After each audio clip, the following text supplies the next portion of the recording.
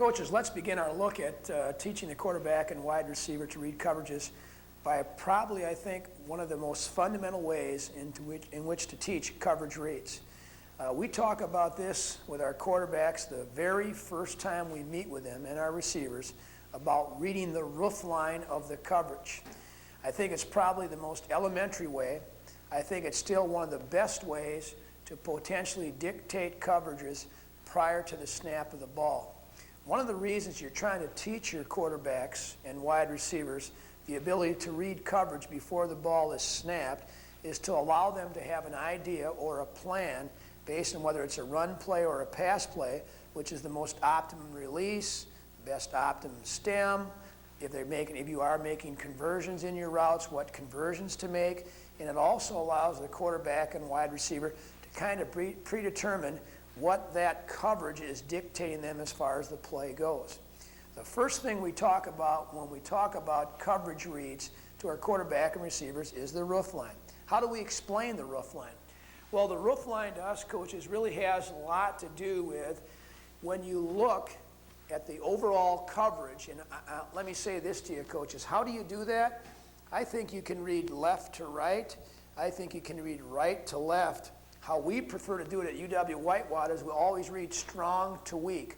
So of our strong side, whether it was the tight end or our flanker to the left, or it was our two receiver side in a twin set to our left, or whether it was three wide receivers in a trips formation, we would always read the multi-receiver side to the single receiver side. If it was doubles, in our case, pro to one side and twins the other, we'd always read the tight end side first because we think the front is tied in more to the tight end side than it is to the split end side. When we talk about that, we're talking about the quarterback taking a general viewpoint from strong to weak, and as he looks across the roof line, each of the coverages, even if a defense is disguised and stemming their coverages, seems to have a distinct roof line. So the first thing we talk about when we talk about to our quarterbacks and receivers is get a general scan from strong to weak side and see if you can identify based on the outline of the coverage, which we call the roof line, if that can give you a pre-snap read on what the coverage is. Coaches, I'll show you this on the overhead now with diagramming up some offensive formations and talking about what those roof lines should appear like to the quarterback and receiver. Coaches, let's take a pro formation which has the tight end and the flanker strong right and the split end strong, to the weak side, our left side. When we talk about roof lines to our quarterback and receivers, we think that certain coverages have a very distinct roof line as you scan across the field. For example, a cover 2 scheme is low on the edges and high down the middle. That roof line is flat on the edges, as I mentioned, and high across the top. When I scan from right to left, I get the distinct impression, based on the roof line of the coverage, that it is cover 2. If I take that formation a step further, coaches, and diagram up what we call a cover 3, the roof line really appears to be different. There's a straight line across the top, but there's definitely an indentation low to the two receiver side. That is what we call an invert. But to me, sometimes when you're first teaching your young kids, maybe he's a freshman, maybe it's his first varsity game, by talking about roof lines to them, you give them a little bit of an advantage by taking a general scan from strong to weak. Let me give you a couple more distinct roof lines we think in analyzing the defensive coverages. Another real distinct roof line we think is what we call cover 4. And again, at the end of this video, I'll talk about a little bit how you name your coverages and how you can help your quarterback and receivers by identifying coverages by giving them specific names. But to us, cover 4 has a very straight line across the top, nobody low on the outsides, nobody low on the insides, and that's a coverage where we think we can read, gives us a distinct coverage or roof line read that they're in quarters. Now, again, you need to figure out what your defensive coverages have for roof lines and be able to make sure that the team you're playing has some coverages that you can give your quarterback on distinctive roof lines. Let me give you another one that we think is very distinctive. This roof line we think is very distinctive too because it has a safety that's no longer in the middle third of the field and he's moved over number 2, and we have somebody that's lower than the invert. This is a very distinctive roof line for us coaches when we talk about man or man free. And again, what we're trying to do is categorize the general outline of the defense, trying to give our quarterback some elementary information. Specifically, some teams don't do a lot of stemming. Some teams will show you their coverage based on formations. So you want to give as much information as you possibly can to your quarterback and receivers to identify coverage. Roof line is one very easy way to do it. Let's take now what we've showed you on the transparencies and actually apply it to some actual game footage where we'll try to freeze the frame and get a chance for you to take a look at what we're teaching about the roof line of our coverages. Coaches, let's take some actual game footage here now and give you a chance to really try to see visually what we're talking about. This is a formation for us where we've got what we call a wing and twins.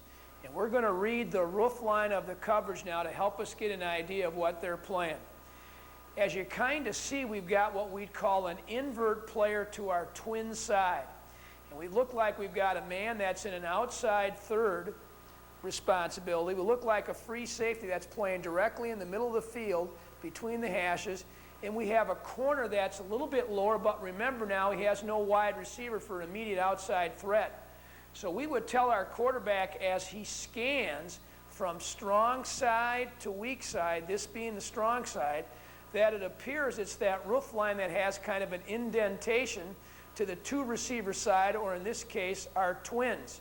We would think that this is going to be cover 3. In other words, a third, a third, a third, and there's your curl flat player playing out here in the invert. Again, that's the way we would establish what the name of this coverage is, and we'd have a situation where we'd present to our quarterbacks the week of the game that we're playing this team. We would do as many of these freeze frames as we possibly can to allow our quarterback to kind of recognize what does the roof line look like. So as he scans across the top of the field, he's got relatively 3 deep players, an outside third, middle third, and outside third, and he's got a low safety or an invert safety as he scans the roof line to appear to cover 3. So that's what cover 3 would look like to us when we'd scan the roof line. Coaches, let's take a look at another formation now and give you another roof line scan about what the coverage is.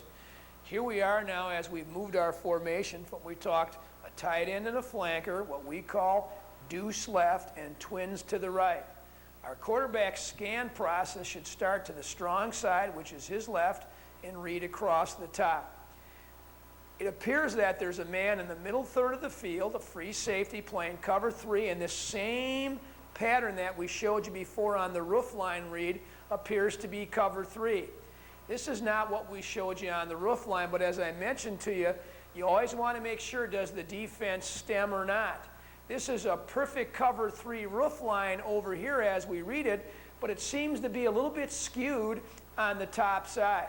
What this particular coverage is going to do is on the snap of the ball, this corner is going to really stem out and fly back to a third area. Now, if you were just reading one side of the coverage, that might give you a distinct roof line lead of cover 2, but as you scan across, wait a minute now, only that corner is low. Everybody else in the secondary appears to give me a roof line read of cover 3. So again, it will help you with people that stem and disguise. Let's watch the guy at top and watch him do a bail, what we call a bail technique, right at the snap of the ball. So here's the corner bailing out to third, there's your middle third, there's your outside third, and there's your invert player. So again, that roof line read to us, coaches, that's really helped us. Hey, wait a minute now, that guy's just doing a little bit of stem and a little bit disguising on second down because he's trying to disguise that they're in cover 3.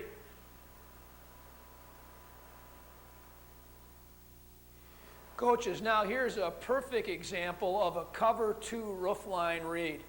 Here we are in a formation that we have 2 tight ends and 2 flankers. So it's really a very balanced set. Pro to that side and pro to this side. I failed to tell you which side we read when we have a balanced set. We always read field first and scan ourselves across. If you look at the roof line right now, coaches, we have 2 corners who are relatively close in proximity to the line of scrimmage, and we have 2 safeties who've got a little bit of better depth. This, to us, would be a distinct advantage that they're going to either be playing cover 2 on the snap of the ball, both corners up and play flat, and on the snap of the ball, safeties work over the top to half-field coverages. Or, if they were a big disguise stem team, they could actually bring the safeties low on the snap of the ball and play what we call cover 4, quarters. Either way, our quarterback, based by looking at the distinct roof line, has an advantage on a pre-snap read that he's thinking it's either cover 2 or cover 4, quarters. Coaches, let me say this to you. When you break down your film in the week prior to the game that you play, you want to get as much information as you can to your quarterback and receivers about pre-snap read. One of the ways, and I think probably the most elementary and still one of the most successful ways, even if a team stems, is to give them as many roof line advantages as you possibly can. Coaches, a second way to start in your process of teaching the quarterbacks and wide receivers how to read coverages is by teaching what we call best located safety. In most of the fronts that we go against and coverages that we go against, there are going to be 2 safeties involved in the coverage scheme. One way to really help locate and identify the coverages is by identifying one of the 2 safeties, and in this case we'll take the strong safety and see if he's in one of 3 positions.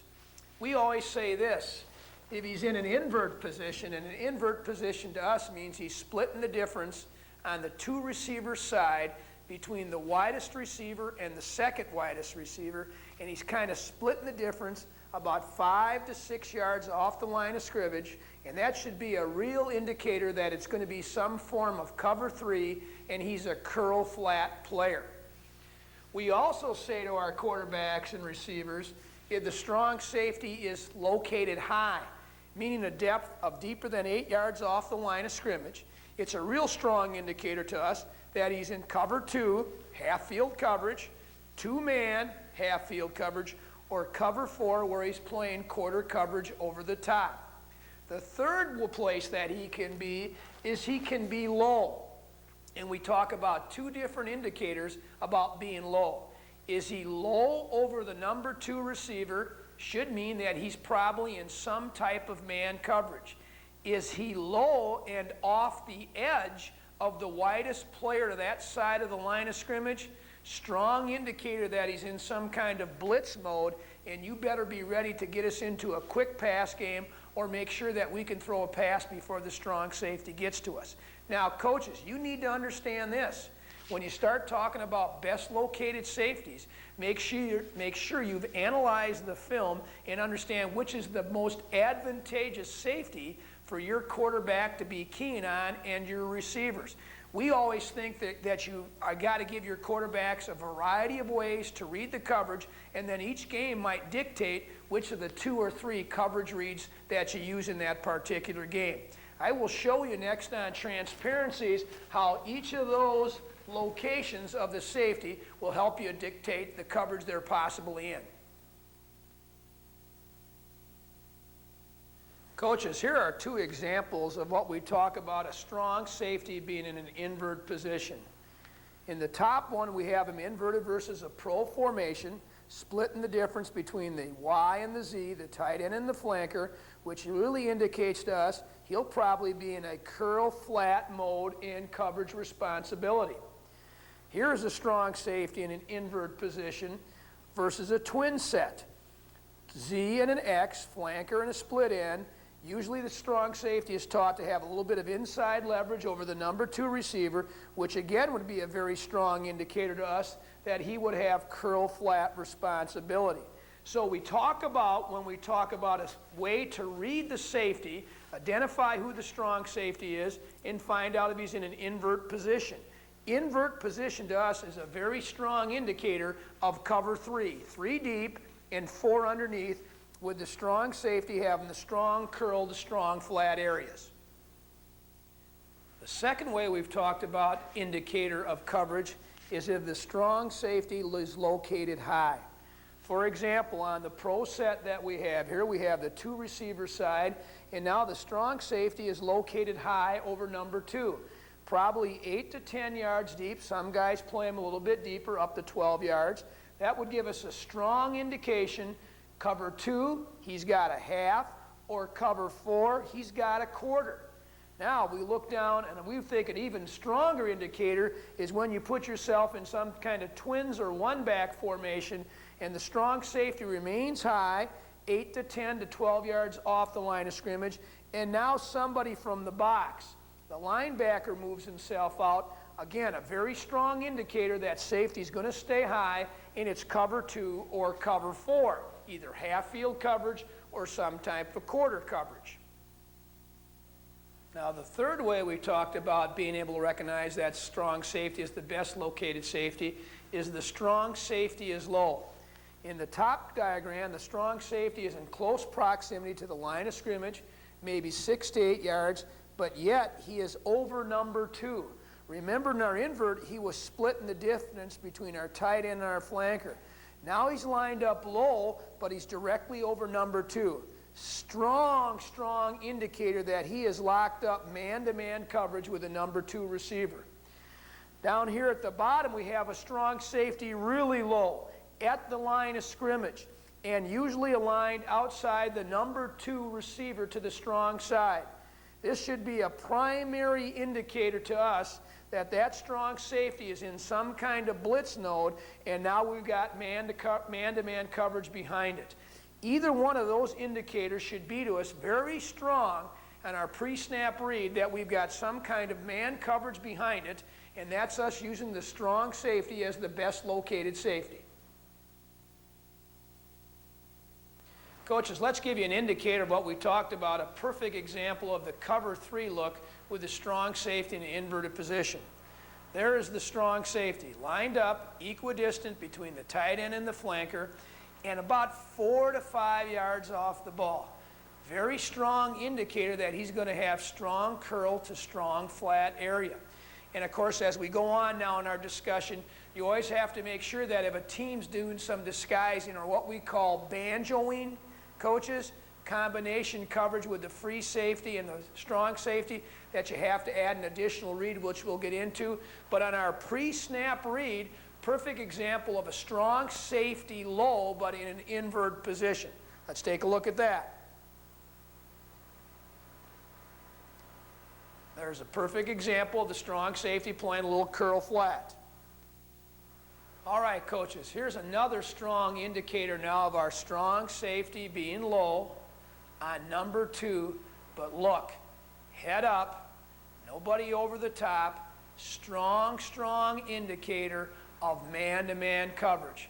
A little bit later in our discussion, we'll talk a little bit about body demeanor and alignment when we talk about the corners, and that can be applied to best located safety too, but there's a perfect example now of the strong safety being low but lined up, head up over number 2, which is a strong indicator on pre-snap read that we're getting man-to-man coverage. There's a perfect example of man-to-man coverage on number 2.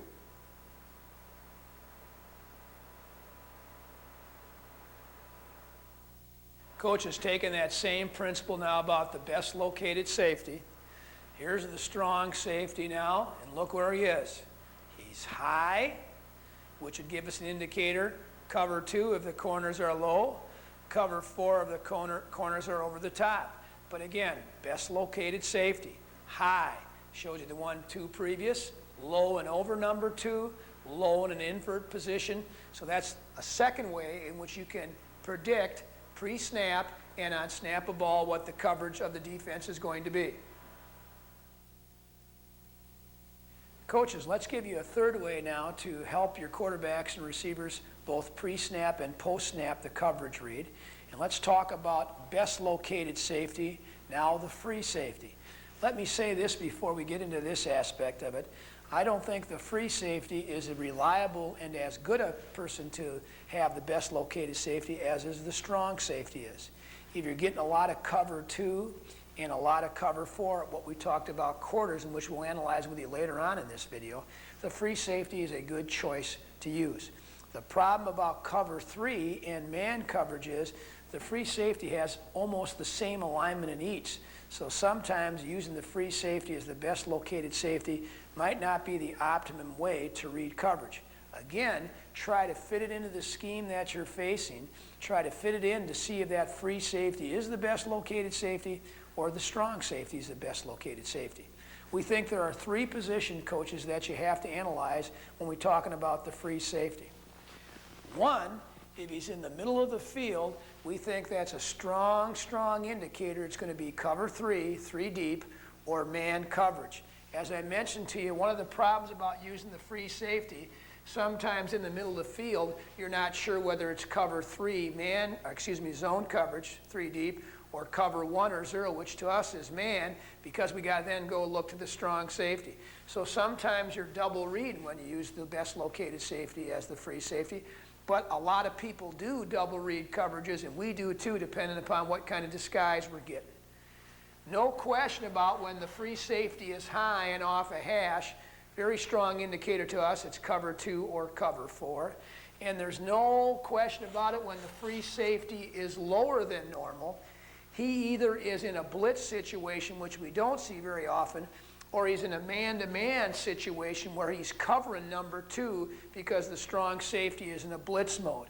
So just like we gave invert high and low to the strong safety, now the free safety's alignments are middle of the field, high and low. Coaches, on the top diagram, we're talking about a free safety being aligned in the middle of the field. Very strong indicator to us that he is in cover 3. I again want to mention this though. There are a lot of times that defenses will stem that free safety into a position that when the ball snapped, he's no longer in the middle of the field but over number 2. That is a kind of a middle of a field alignment, but you got to tie in the strong safety with that. So that's why I said previously that sometimes the free safety isn't the best indicator of cover 3. Okay, now we've got a free safety that's on a hash and he's high.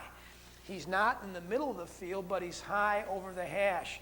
That's a strong indicator to us that it's cover 2, corners low, and him and a half, or cover 4, where the free safety is over the field in quarter coverage.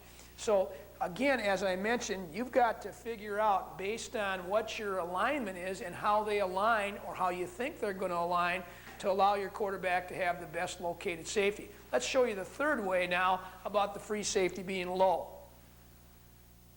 The third alignment that free safety could have is a low alignment, and we always tell our quarterback in our scheme of things, coaches, that anytime we've got a free safety low, find the strong safety and see where he's aligned. For example, if the free safety's low and over number 2, strong indicator that he's in man coverage, and now we'd go ahead and check and see where the strong safety is, and if he was low at the line of scrimmage, that would be even a stronger indicator that probably the strong safety's in a blitz mode and the free safety is covering over the top. So that's how you can tie those best located safeties in together. Again, let me just preface this at the end by saying this. We usually choose the strong safety as our best located safety in our primary read. At times, depending on what the coverage is and depending on how a defense would use the free safety, that would be our second choice in trying to find the best located safety.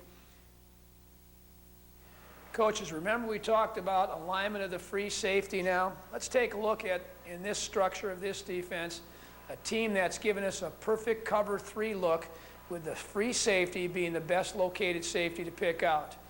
He's kind of cheated to the twin sides, which most people will do with their free safety because of number 2 potentially running vertical. But look, he's high, he's almost directly in the middle of the field, putting himself in a position now to cover a third player down the middle. That would be a pre-snap read and a post-snap read based on what he's going to do that they're playing cover 3. Let's take a look at that play. And you can see that he makes kind of a mistake and allows our kid to get a little bit deep on it, but there's a good look at what cover 3 would look like. Here's a great example, coaches, of a free safety playing extremely high. And as I mentioned before, when we talk about using the free safety, sometimes it's hard to really dictate or really predict the coverage they're in because the free safety, in our opinion, isn't the best one to use. But now here's a free safety, very high, and they're actually going to play what we call cover 1, man-to-man with a free safety deep. Real strong indicator because of his level of being high. That in this case, the defense that we're faced right now is playing a man-to-man coverage underneath with a free safety free over the top.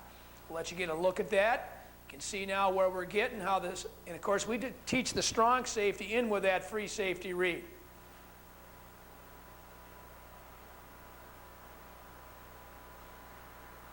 So there's another indicator of the free safety being high. Coaches, another way, and another very reliable way to help your quarterbacks and receivers pre-snap and post-snap their coverage read is by the alignment of the corners. Again, you've got to understand now if a defense is stemming on you, which they're going to do sometimes, show you one thing on the snap of the ball, go to another, you have to be cognizant and aware of the fact that they're doing that. But we really think a very reliable way is to figure out where the corners are. We give our quarterbacks and receivers 4 really different ways in which we can tell whether they're in man or zone coverage. First of all, we're always talking to our receivers who see it probably better than anybody else, coaches. Are the corners aligned outside or are they aligned inside? Here's our general rule of thumb for our players, coaches. If the corners are aligned outside, it's probably some form of zone. The only difference for that would be what we call double robber coverage. And you coaches in high school probably aren't seeing a lot of that. So an outside aligned corner would give us some kind of strong indicator that we're in zone coverage. If the corners are aligned inside, we really think that's a very strong indicator, again, that we're getting some kind of man coverage. If the corners were aligned inside and the safeties were deep over the top, we think it's going to be man underneath. If the corners were aligned inside and the safeties were low, we think it's going to be some kind of true zero coverage, man coverage with some kind of blitz. If the corners were aligned inside and a safety high, for example, the free safety, we think that's going to be cover 1, man free. So we try to get some real strong indicators from the corners alignment. Now, think about this also. In certain zone coverages, the receivers are going to be either aligned by their corners low and outside, and we talk about the low and outside alignment being the corner turned at a 45 and his posture and his demeanor is looking at the quarterback. We think a very strong indicator of cover 2 zone. If the corner is aligned low and inside and his sight line is on the receiver disregarding the quarterback, we think that's a very strong indicator that it's going to be man underneath what we call 2-man. And then the other way that people play the corners is what we call low and head up, squared up with a slightly aligned inside, which is a true indicator of man to us. Now, let me go back and reiterate a couple things for you. On the first part, when we talked about corners being outside aligned, we also talk about body posture, demeanor, and body language of the corner. If the corner is slightly turned to the inside and his hips and his head seem to be looking at the quarterback, true indicator of zone. If we talk about the corners being slightly aligned inside, and indicator is that his hips and his eyes and his head are pointed at the receiver, that's a true indicator of some form of man coverage. And of course now, understand this, coaches, when we talk about reading corners, you need to tie in one of the safeties. Whether the safety's high, low, or invert will give you a strong indicator how all those corners and safeties tie together, whether it's man or zone or combination man and zone. We're going to next show you some of these techniques on the transparency about how you can give your quarterbacks and receivers additional information to understand how the corners are aligned. Coaches, let's give you a little bit information about what we talked about, corners being aligned outside or corners being aligned inside. One of the things we think about in general terms now, coaches, that when the defense is in zone, their corners appear to be a little bit softer and a little bit farther aligned outside the widest receiver to his respective side. I've got this dotted arrow kind of pointing towards the quarterback because we always tell our receivers and our quarterback, try to get a general idea of the body language of the corner. In zone coverage, he's turned slightly in, his hips are turned toward the quarterback, and we really think his focus is on the quarterback because the quarterback will tell him whether it's a run or a pass. In man coverage, a lot of defensive back coaches and coordinators bring their corners a little bit tighter to the line of scrimmage to help prevent the quick game, obviously. Sometimes maybe 6 to 8 yards in their depth. They're aligned inside, probably with their outside foot being inside of your alignment, and their focus is on the receiver, eyes on the receiver, hips on the receiver. And I always tell our guys, watch the quarterbacks or the cornerbacks' body language, because a lot of times when they're in man coverage, they fidget a little bit more. They're in a deeper back pedal stance prior to their back pedal. They just give some signals that obviously they're going to be in man coverage. Now, coaches, you might have a team that's going to disguise the heck out of their coverages. Then you do what I just told you after the snap of the ball, because once the ball is snapped, the defensive backs can no longer hide their coverage, and that will then allow you on the run to kind of examine some of the things that we talked about. Let's take another look on another transparency about the corners being low and outside and the corners being low and inside. Coaches, let's take first about the corner being aligned low and outside.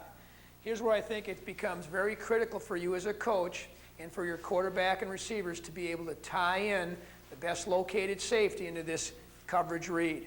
We have a corner that's distinctly outside, probably turned at a 45 degree, and his focus is into the quarterback.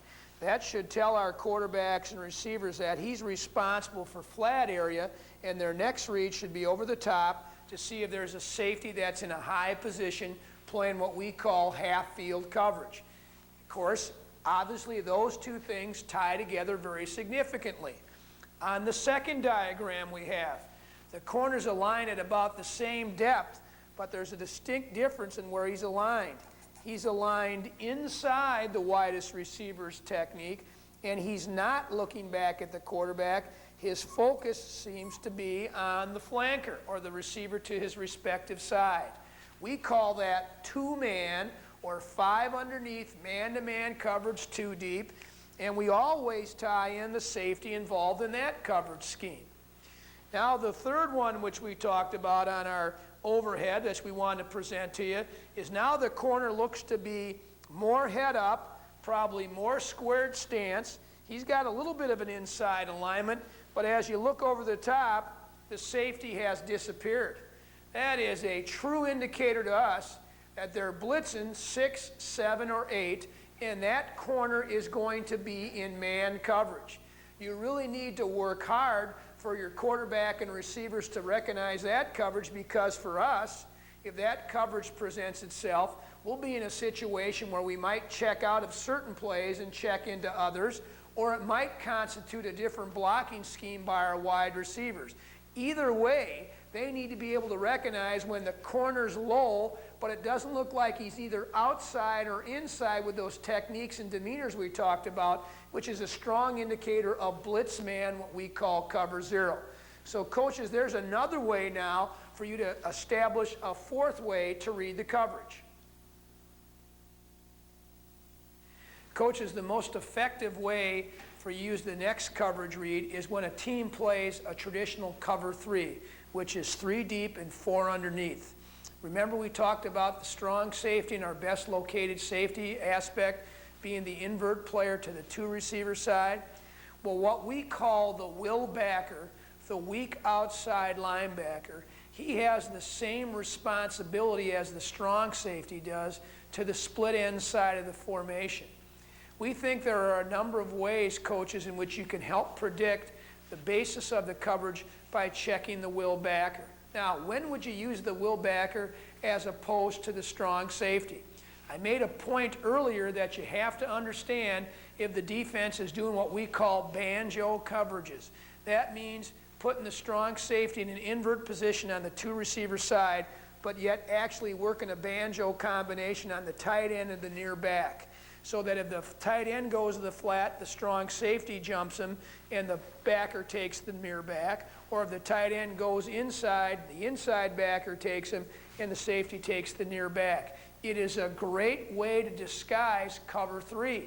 So you have to understand if somebody's using that technique on you, using a banjo or some technique in that where they're comboing somebody, then it's very good sometimes to use the will backer. We talk about 4 areas that the will backer can align. 2 of the areas are exactly the same kind of reads that you applied to the strong safety. One of those we call a force position. What does a force position mean? He's up on the line of scrimmage in a position that indicates he's going to be primary run support. Depending on where he is in that force position, it could be an indicator to you, I've got a weak side outside linebacker blitz, and or depending on how you tie in your best located safety, coaches, it could be an indicator that you have 3 deep zone. Another alignment by that will backer, which to us is a super strong indicator that we're going to have what we call cover 3, is the will backer gets into an adjusted position. He kind of removes himself from the line of scrimmage and puts himself in a stacked position. Now, coaches, let me mention this, and I'll show it on the transparency as we get to it. Be careful of that position ends up being a stacked position, because that's a real strong indicator to us that it might be blitz. The third position is walk away. Walk away is the easiest indicator and the easiest read for our quarterback, and we always tell our quarterback, if you see a will backer in a walk away position, almost 99% of the time, coaches, it's going to be some form of 3 deep coverage. So those are some indicators that you can use on the split side of the formation to help you recognize what the coverage is. We use this whenever we feel the team is doing a lot of banjoing or combination coverages to our strong side. We'll have our quarterback come to the weak side to read the will backer. I'll show you all those potentialities and possibilities on the transparencies.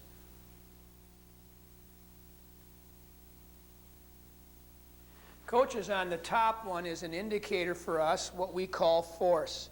Backer low, on line of scrimmage, we expect him to be a fast run support player. That probably indicates to us that it's some kind of man coverage behind, or it could be possibly cover 3 with the defense just choosing to void the flat. Again, I think in this, when you've got a force for a will backer, you need to tie in either a corner read or a free safety read. The second one is an adjusted backer set. I always say to our coaching staff and our quarterbacks and receivers, we better understand if when they get adjusted, are they doing that kind of stunt right there? If they are, then that adjusted set is a true indicator of some kind of man coverage and them trying to put their backer in a position to blitz. Sometimes a defense will just drop the backer from there. He's off the line of scrimmage, a little bit better angle for him to get to the flat. So by film study and scouting report, you need to know how often is that will backer blitzing out of that adjusted formation. The fourth one is, I think, again, probably the easiest one for us to read, as I mentioned to you earlier. That is what we call the walk-away position. That walk-away position to us is a true invert position and a true indicator of cover 3, which means that guy, the will backer, just like the strong safety did on our other invert, has a curl flat read. He's got the curl flat on the split side of the formation, and that is a true indicator to us that he indeed is going to be in cover 3. Now the fourth one I'll show you on the transparencies, coach, have to deal with a blitz, and I want to show you a couple different ways to recognize that. Coaches, the fourth position that the linebacker, the will linebacker, can be in is what we call blitz position. Now, coaches, you really need to do a good job of film study, scouting report to be able to analyze this. On the top one, we've got a 5 technique who's now playing a 4-eye, an outside shaded player who's now lined up inside. That would be a definite read to our quarterback. The receiver would never see that, but our quarterback would see that. Tells me that guy from the edge is coming. As I mentioned to you before, maybe you can get some kind of key out there on the split side of your formation. If the backer in an adjusted position's inside the 5 technique, he always blitzes. If the backer's lined up over him or slightly outside, maybe he always drops. But you've got to recognize the blitz adjustment or the blitz alignment of the will backer, and that comes from film study based on down and distance tendencies, based on field position, based on alignment of the will backer, and sometimes based on the formations that you give him. Sometimes if you give him a tight end trips or it looks like he can't protect the weak side of the formation, some defenses will have a blitz adjusted based on the formations that you have. In either area, coaches, you need to do a good job preparing your players for alignment of the will backer. Coaches, let's take this now a little bit more to an advanced level for you guys who have got quarterbacks who are in their 2nd year or 3rd year of playing, or you're in a college situation, or your kid's got a lot of repetitions. You want to continue to build in a more reliable way for your quarterback to recognize what coverage they're going to be in. Via film study or recognizing the structure of the defense as coaches, you can figure out many times that there are certain coverages that tie into certain fronts. For example, if we get a strong eagle package against us in the level that we play with, it's almost a 99% certainty that they're going to be playing some kind of cover 3 behind it. If we get a reduced or a weak eagle package, coaches, that usually presents to us about a 99% probability that they're going to be playing some form of cover 2. A lot of times in our league, we're seeing a lot of 4-3 coverages or 4-3 fronts, and that almost is always a direct tie-in to us with either cover 2 or cover 4, quarter, quarter, quarter, quarter. What I'm saying to you, coaches, and I'll show you on the transparency in a couple seconds, certain fronts have to be used with certain coverages because otherwise they're going to be less a player in D-gap and be unsound on the perimeter. So you always want to try to look for those things as many times as you possibly can. I'm going to show you 2 direct tie-ins that we always use at our level with the strong eagle and the weak eagle package, which I just mentioned to you. But I want you to understand now, based on your film study, based on your opponents, there are a lot of times that you can work in a front tie-in with a coverage that always is attached to that front. We'll show you those on the transparencies. On the top one, and I don't know what you call that front, coaches, and it's not very important what you call it. And the letters up there is just how we identify our front and our linebackers, and that's not important either. But what is important is anytime we feel the defense is playing what we call a 7 technique or a C-gap player to the tight end side, for them to be sound, they have to have an immediate D-gap or run support player to the 2 receiver side. And that's why we always believe that if you're going to be sound and play a strong eagle front, that means an inside line player on the tight end. You got to have a perimeter player that's going to be in close proximity to the D-gap. So we always tell our quarterback strong eagle is a direct tie-in to cover 3. Now, coaches, understand, of course, they could bring the safety up and run them in a blitz and play what we call cover 1 or 0 behind, but again, they have to have some D-gap player. We think another direct tie-in on that is what we call the weak eagle package. If you look again on talking about the weak eagle package, they are in a position now that because they have no outside aligned players, no strong safety invert, or no will backer invert because both safeties are high, they have to use their corners to be ultimate run contain or D-gap players. So most of the time when you're playing cover 2, you play it with some kind of weak eagle front. So you have 7 players in the box and you've got corners as ultimate contain. The point for you coaches is this: as you analyze your opponent, as you look at the defensive fronts and covers they're playing, put those together and see if you can't come up with some plans of attack or plans for your quarterback and receiver to understand that certain fronts tie in together with certain coverages. They're not always going to be 100% true, but there is a great probability that certain fronts are tied into certain coverages. Coaches, the next two ways to read coverages by your quarterback and receivers, we really group into two very similar areas. One is down and distance tendencies, and the other is areas of the field.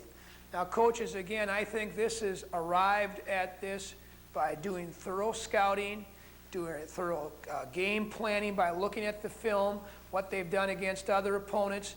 Do they have a tendency in certain areas of the field to blitz? Do they have tendencies in certain down and distances to blitz? We generally give our quarterbacks and receivers some very basic rules of thumb. And understand this now, coaches, that's just what I say they are. They don't hold true all the time, but we kind of like them thinking about what the defense might do.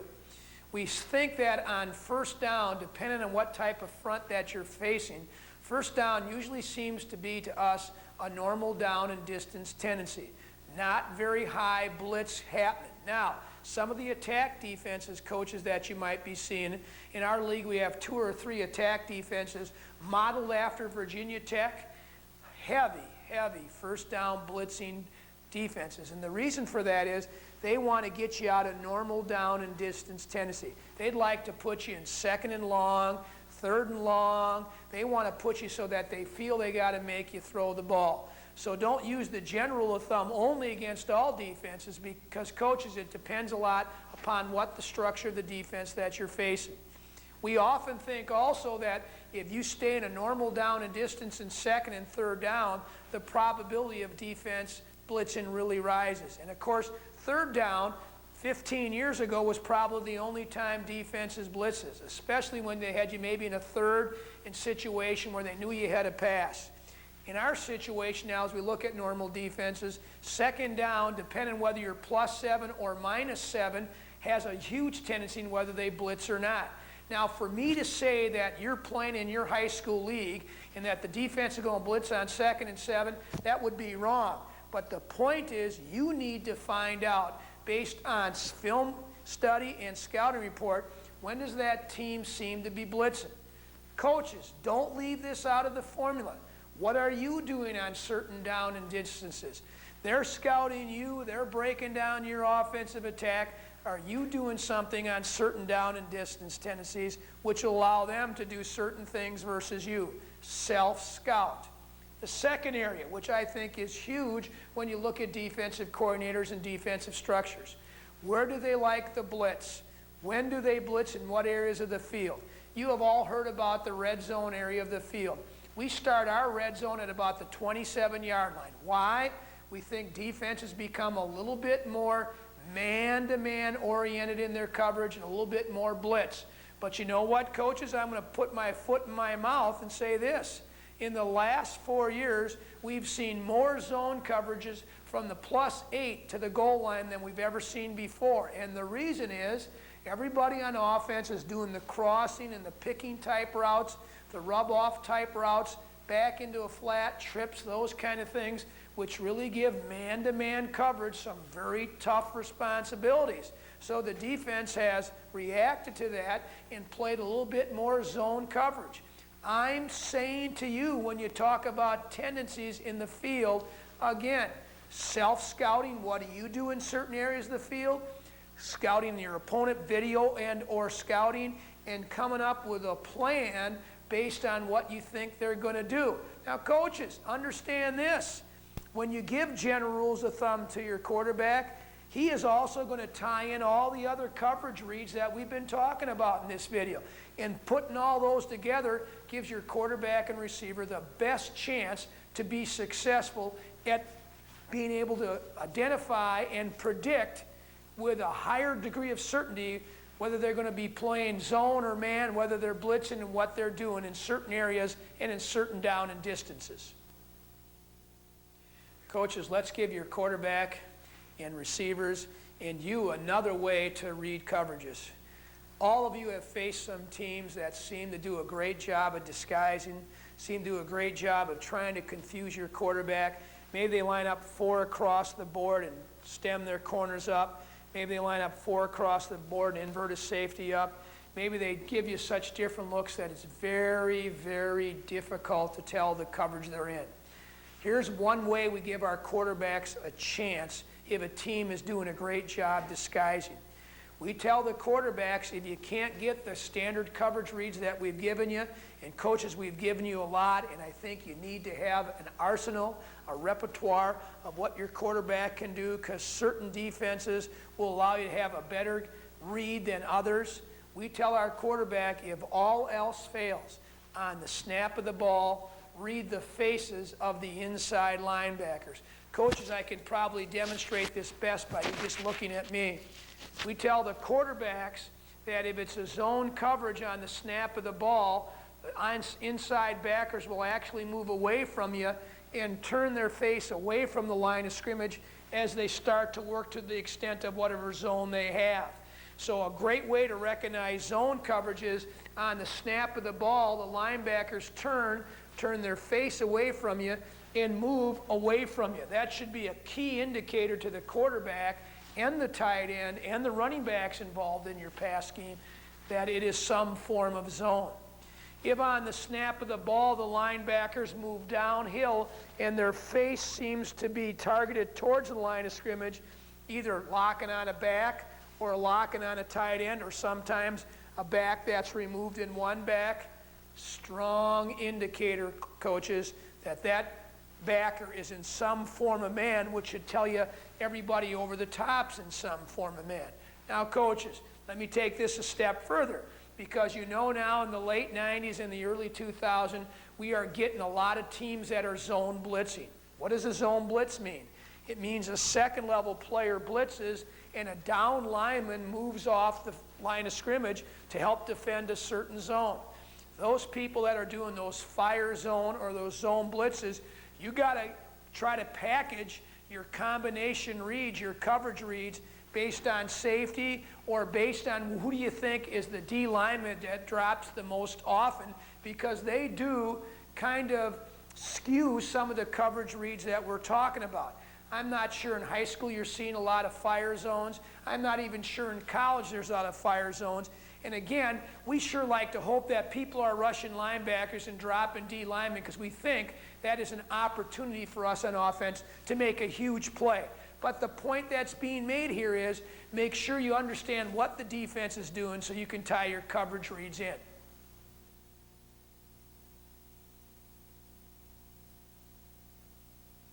Coaches, let's give you a kind of a different concept now to teach you on coverage reads about maybe doing a situation where you key one certain defender rather than the whole coverage read. And I'm going to give you a couple routes on the transparencies where we think this really is a good way to do it.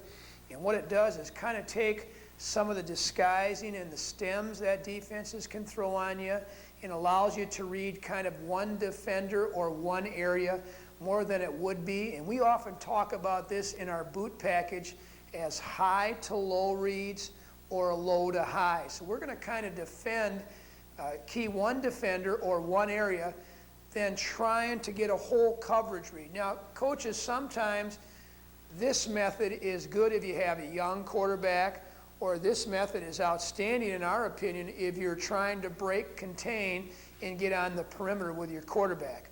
I'll show you on the transparencies some of these concepts that we just talked about.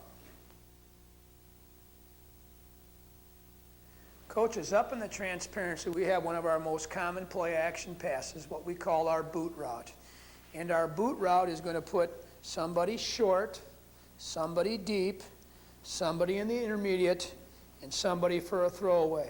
When we talk about this kind of route, we actually tell our quarterback, you don't need to know the entire coverage. You need to know the flat coverage to the receiver side where we're running the low flat and the PC. For example, if we have a rolled corner, meaning that we're getting too deep and somebody's playing the flat, we tell the quarterback to read high to low. So in other words, he's really looking for a receiver deep and keying what happens over the top. If he looks out into the flat area and the corner is aligned deep, we talk about reading low to high. In other words, read what shows up in the flat first and then read over the top second. If we get a key read here, coaches, where we get any kind of man coverage, the thoughts that we talked about in man coverage, then you can go ahead and use the man read as low to high. There are other routes that you can apply this concept to. A lot of guys apply it to the crossing route where you run a tight end on a shallow cross, run a wide receiver on a dig, a 15-yard across the middle, and run another receiver running a post, and then you key defenders in certain areas of the field. Point for you again to be taken for you coaches in your system. Figure out what it is that you're running, what the play indicates, where your reads would be, and pick out specific defenders within those areas without having a full field coverage read. Outstanding way to do certain routes, and again, you can build into your package certain defenders to key within certain areas. That's another option on teaching your quarterbacks and receivers coverage reads. Coaches, a final note before we try to tie all these things together on coverage reads. Always be aware if the defensive scheme you're going against has some kind of robber concept. A robber concept to us means that the corners are going to play some kind of inside lined man and that they're going to use the safeties either in heavy run support or the safeties to rob a route, where the coverage concept comes from. A lot of defenses could teach the free safety in a cover 3 kind of scheme that if the tight end doesn't go vertical, he runs a cross or a flat, that safety can rob inside the hash marks, meaning he'll try to intercept any pass that's thrown inside the hash marks. In cover 4, where we talk about quarters concept, coaches, most teams play the quarter concepts with both safeties being in a robber technique. So very, very important to identify that because it is going to change some of your coverage reads and some of your coverage mechanics. I think a lot of times for me to go into great detail about that might be wasting some time on you people who aren't facing it. But you people who are facing robber techniques, think in the following ways. Think about play action passes, running your outside receivers deep and holding your tight end in on a blocking scheme. Think about getting into multiple sets, pro and twins to one side, where the free safety or strong safety has to remove himself from the box so he can no longer rob. But always be aware if you see a free safety or a strong safety playing low in a position inside the hash marks or getting fast run support, it probably means that he's reading your number 2 receiver and doing some kind of robber technique. Coaches, let's kind of summarize what we've talked about so far in the video. I really believe against certain teams, certain coverage reads are better.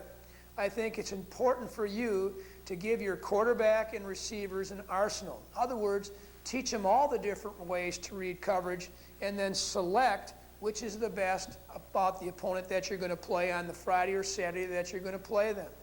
Try to teach as many different ways to read coverages as you possibly can that will allow your quarterback to make adjustments in the game, allow you as a coach to make adjustments in the game, but always put you in the best position to pre-snap and post-snap coverage reads.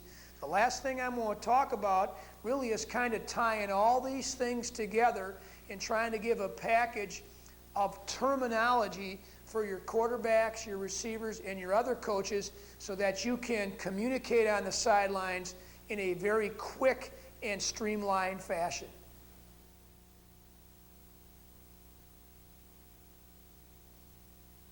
Coaches, one of the things I think is a priority for you to get to your quarterbacks and receivers and your other coaching staff on offense is what we call a coverage description.